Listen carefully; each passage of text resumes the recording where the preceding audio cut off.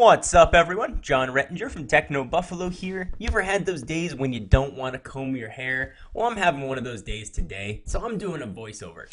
Earlier this morning, the folks at Crunch Gear got their hands on what appears to be a leaked iPod Touch. Now, whether or not this is a next generation model or a prototype that was doomed to fall off the iPod Touch family tree is yet to be seen.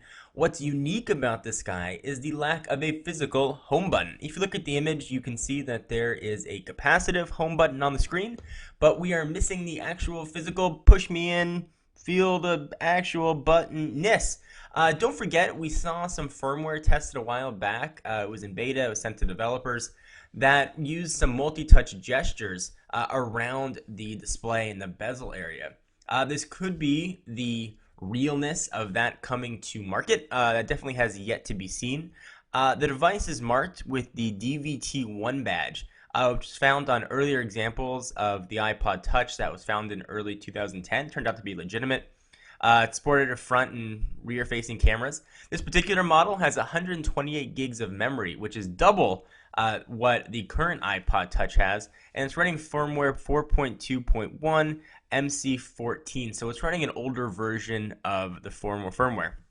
It's got an aluminum back, which is supposed to be the same backing of the new iPhone 5, but of course nobody really knows.